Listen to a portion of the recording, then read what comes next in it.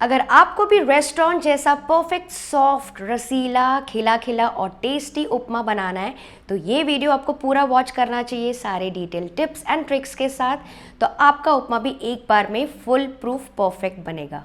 तो यहाँ पे मैंने लिए मोटी वाली सूजी, इसको रवा या फिर उपमा रवा भी कहा जाता है। इसको हम ड्राई रोस्ट कर लेंगे। तो पैन में यहाँ पे मैं लो मीडियम फ्लेम पे इसको ड्राई रोस्ट करती जा रही हूँ। ध्यान रखिएगा हाई फ्लेम बिल्कुल नहीं करना है, इसको डार्क बिल्कुल नहीं करना है, जलनी नहीं चाहिए। आप चाहें तो बारीक सूजी भी यूज कर सकते हैं फ्रेंड्स, लेकिन मैं इसका फायदा ये बता रही हूँ, इसकी वजह से जो आपका उपमा है ना बहुत ज्यादा खिला खिला बनेगा। और अगर आप बारीक यूज करेंगे ना तो उपमा बहुत ज्यादा आटा आटा जैसा और पेस्टी बन जाता है। तो करीबन 4 मिनट के बाद हल्की सी खुशबू आने लगी है, हल्का सा कलर इसका बदलने लगा है। तो गैस का फ्लेम ऑफ कर देंगे और इसको साइड में रख देंगे। नेक्स्ट एक कढ़ाई या फिर पैन में मैं ले रही हूँ 1 टेबल स्पून घी, साथ ही मैं यूज कर रही हूँ 1 टेबल स्पून तेल भी। और इसमें हम क्या करेंगे, करीबन आधा कप कच्ची मूंगफली, ये देखिए मेरे पास, इसको फ्राई कर लेंगे। अच्छा, फ्राई करने के लिए लो मीडियम फ्लेम पे फ्राई करना है ताकि ये अंदर तक पक पाए। नॉर्मली क्या होता है, हाई फ्लेम पे ये ऊपर से डार्क तो हो जाती है लेकिन अंदर से इसका कच्चापन रह जाता है। तो इसको बिल्कुल धीरे धीरे पेशेंस के साथ फ्राई कीजिएगा। करीबन 3 से 4 मिनट ही लगेंगे, ज्यादा समय नहीं लगेगा। ये देखिए जब ऑलमोस्ट फ्राई हो जाएंगी तो इस स्टेज में हम डाल देंगे थोड़े से काजू भी, और काजू के टुकड़ों को भी इसके साथ फ्राई कर लेंगे आखिरी 1 मिनट के लिए। इन दोनों चीजों की वजह से बहुत अच्छा टेस्ट और क्रंच आता है उपमा में और बहुत अच्छा फ्लेवर आएगा। इसको निकाल के रख देंगे साइड में।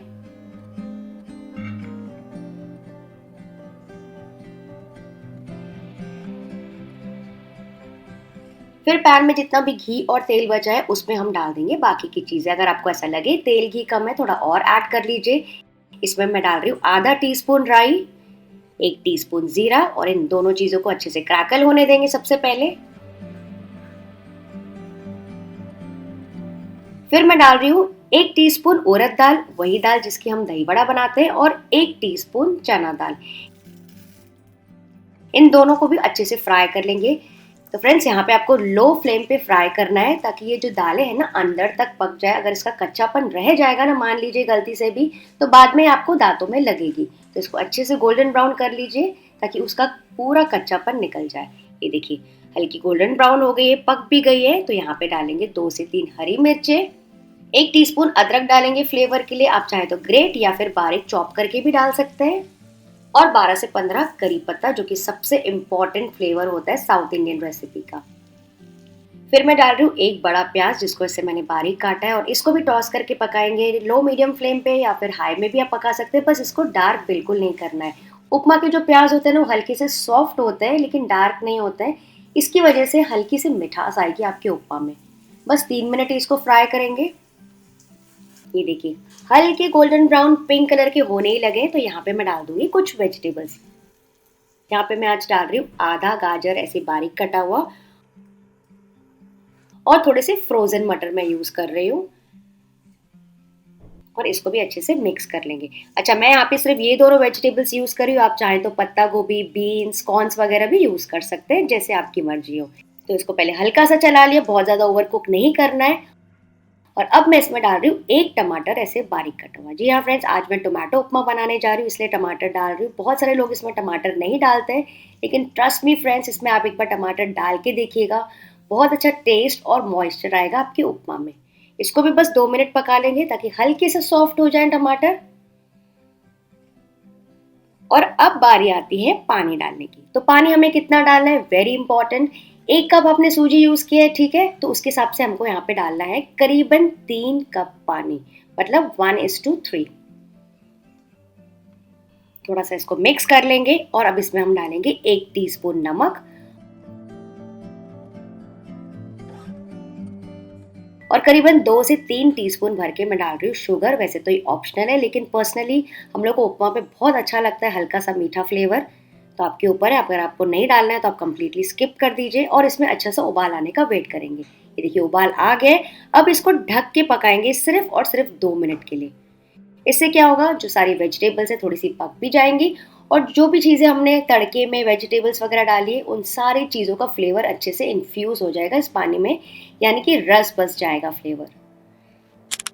लिड हटा के चेक करते हैं। आप देख सकते हैं पानी कितना अच्छा लग रहा है, पूरा फ्लेवर इसमें आ गया सारी सब्जियों का और तड़के का, थोड़ा सा कलर भी चेंज हो गया है।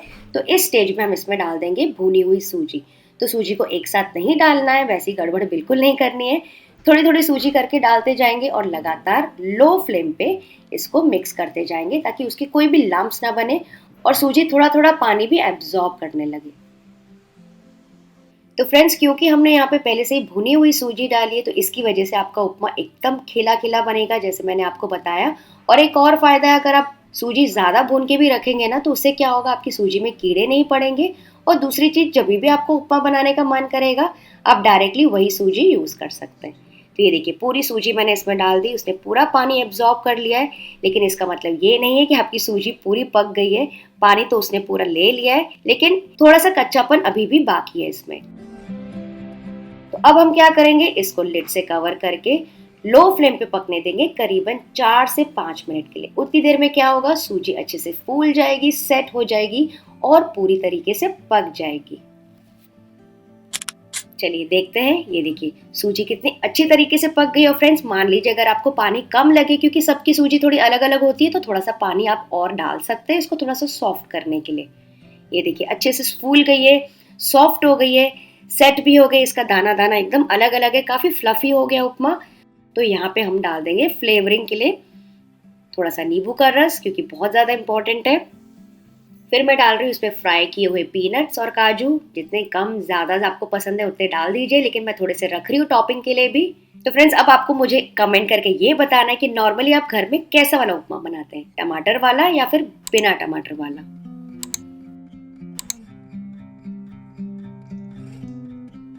तो ये देखिए मिक्स हो गया, इसको बहुत ज्यादा फ्रेंड्स बिल्कुल नहीं पकाना है वरना ये ड्राई हो जाएगा। गैस का फ्लेम ऑफ करेंगे and last but not the least इसमें डालेंगे 1 टेबलस्पून घी, बढ़िया से फ्लेवर, मॉइस्चर और ग्लॉस के लिए, जो कि बहुत ज़्यादा इंपॉर्टेंट एलिमेंट है इस रेसिपी का। उसकी वजह से बढ़िया सी शाइन भी आ जाएगी और खाने में आपको तो बहुत ही मज़ा आ जाएगा।